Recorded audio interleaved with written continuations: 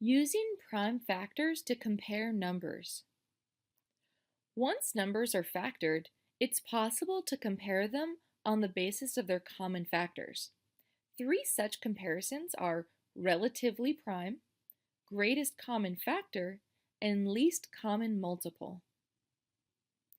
Two numbers are relatively prime if they do not share any prime factors.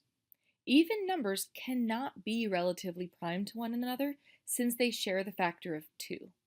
However, a composite number, which by definition is not prime, may be relatively prime to another number if none of their prime factors are the same.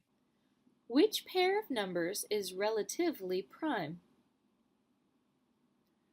Alright, so here are the factor trees, and you can see that they have no shared factors, which means 15 and 8 are relatively prime.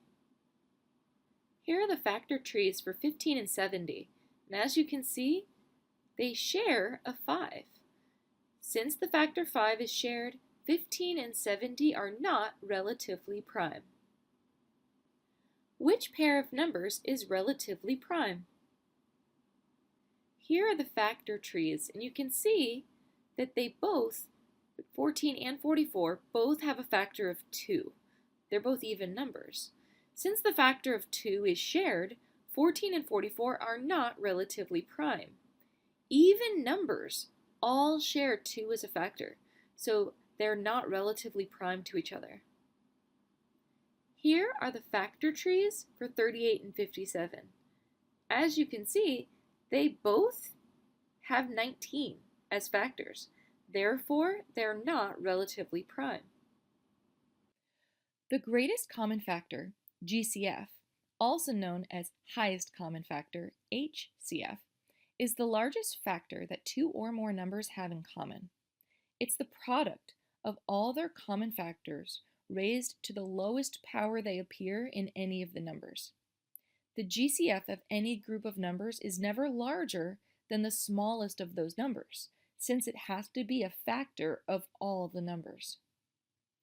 To find the greatest common factor, factor each number into its prime factors, identify the common factors and the lowest power to which each is raised in any of the numbers, multiply the common factors together, with each raised to the lowest power it appears in any of the numbers. You are planning a party and want to give your guests bags of candy. You have 24 chocolate bars and 36 lollipops. What is the greatest number of bags you can make such that each bag has the same amount of each kind of candy, with none left over? This calls for finding the largest number that can divide evenly into both given amounts, the greatest common factor. The GCF will be smaller than either amount since it has to be a factor of both numbers. Alright, so we make our prime factorization tree for 24 and for 36. So you can see here that 24 is 2 times 2 times 2 times 3, or 2 cubed times 3. 36 is 2 squared times 3 squared. So 2 is a common factor, but we're going to use 2 squared since this is the lowest power that appears. Over here it's 2 cubed, so we go with the lower one. We put 2 squared in here. 3 is also a common factor. Here it's 3 squared and here it's 3 to the first, so we're going to use just 3. 2 squared is 4 times 3 is 12, which means that 12 bags can be made, each of which will have 2 chocolate bars and 3 lollipops.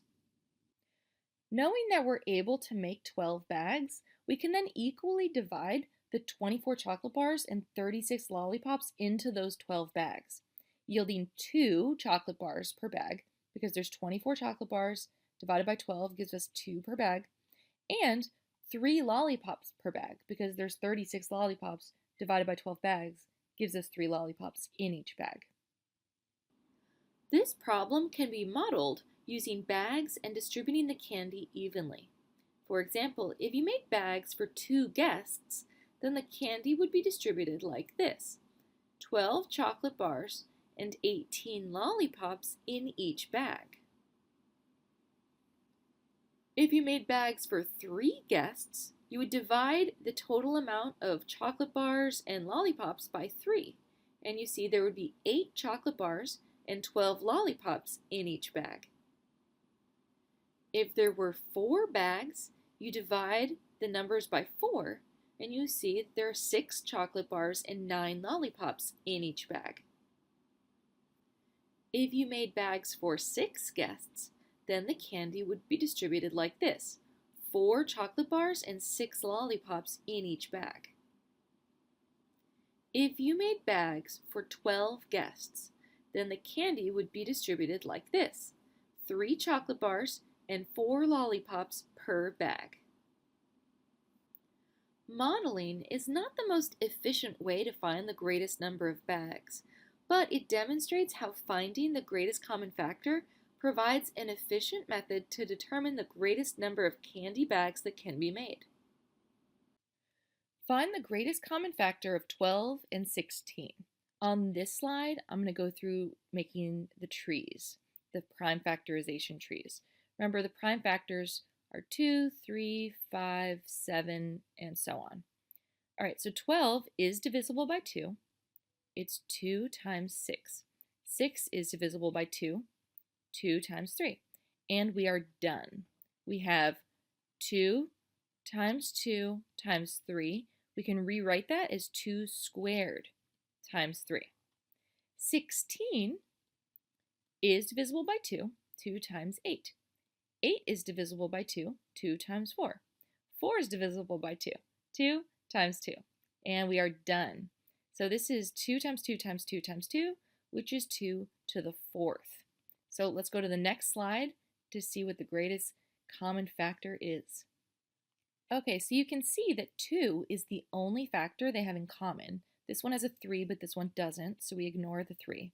Here we have 2 squared. Here we have 2 to the 4th.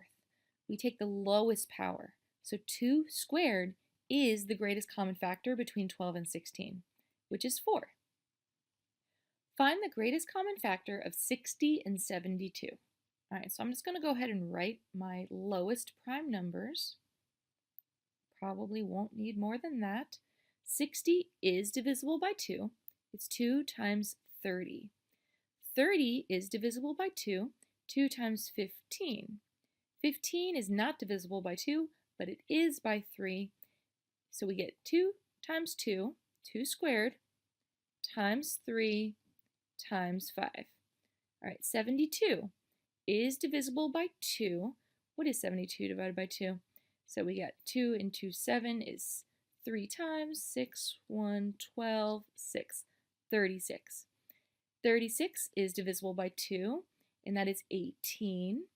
18 is divisible by 2, that's 9. 9 is not divisible by 2, but it is by 3. 3 times 3.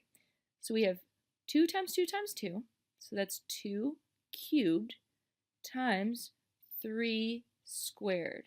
All right, so 2 is in both of these, but 2 squared is smaller, so we're going to go stick the 2 squared in here. 3 is in both of these. 3, and here we have 3 squared, so we're going with the lower power, 3 to the 1st, times 3. 2 squared is 4 times 3. The answer is 12. All right, and here's the answer. The greatest common factor is 12.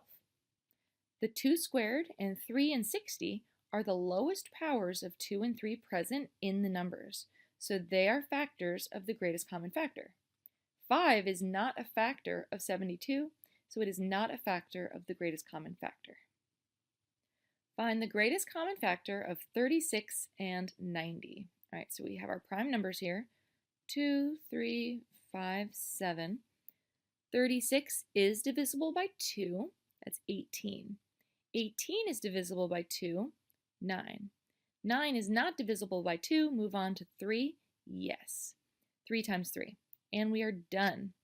So therefore we have 2 squared times 3 squared. All right, now 90. 90 is divisible by 2, it's 45. 45 is not divisible by 2, so we move on to 3.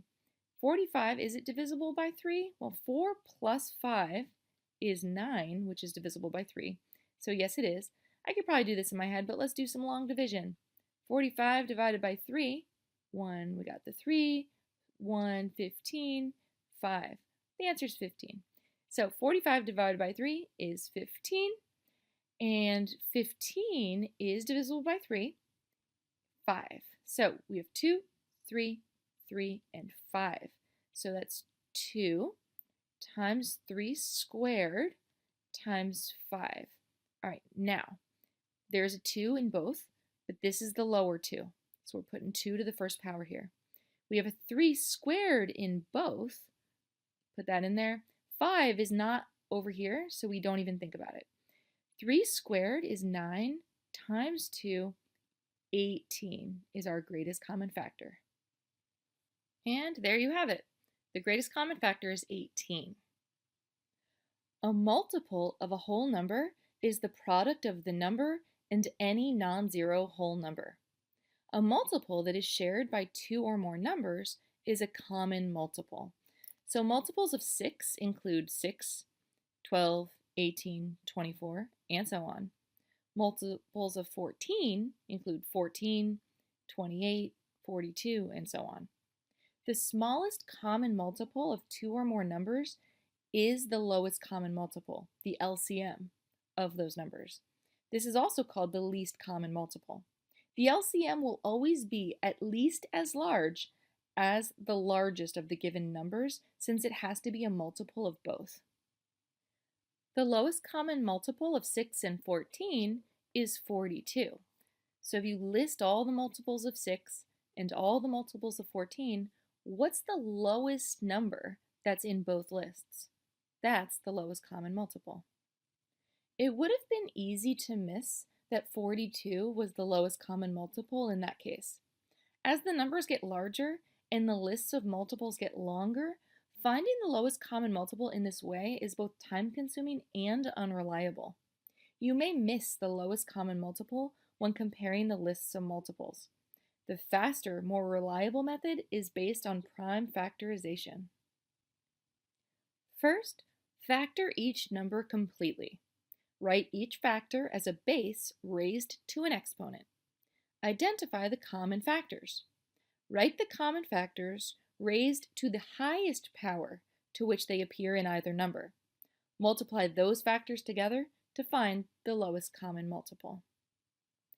Note that the greatest common factor is found by raising the prime factors to the lowest power to which they appear in either number, then multiplying them together. So the greatest common factor will be lower than the least common multiple, which uses them raised to the highest power and then multiplying them together.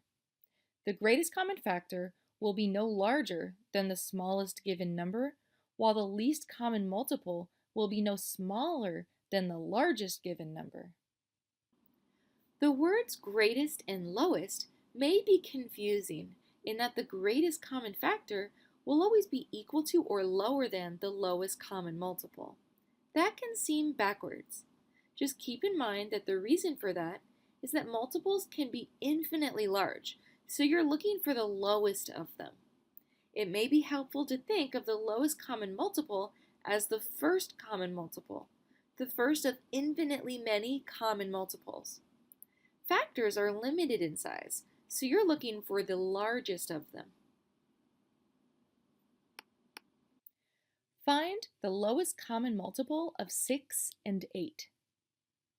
So first we factor the numbers into their prime factors. We have 2 times 3 and 2 times 2 times 2. So 2 appears, so we include 2, to the highest power. So here we have 1 2, here we have 3 2's multiplied together. So we take 2 to the third and stick it down here. Then we also have a factor of 3. Now this is different than before. Over here we don't have a 3, but when we're finding least common multiples, that doesn't matter. We're going to include each one. So 3 also gets put down here. Multiply them together and we get 24. Now if we had made our lists, so 6 times 1 is 6, times 2 is 12, 18, 24, 30, and so on. 8 would be 8 times 8 is 16, 24, 32, and so on. You would find that The lowest number they have in common is 24. So you could make your lists and find the lowest number, or you could use this method, which is more reliable. Find the lowest common multiple of 18 and 24. So here are my lowest prime numbers. Okay, so 18 is divisible by 2. 2 times 9. 9 is not divisible by 2, so we move to 3, and there we go. We're done. 2, 3 times 3. 24 is divisible by 2. 12 is divisible by 2.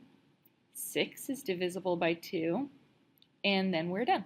2, 2, 2 times 3. So here we have 2 times 3 squared.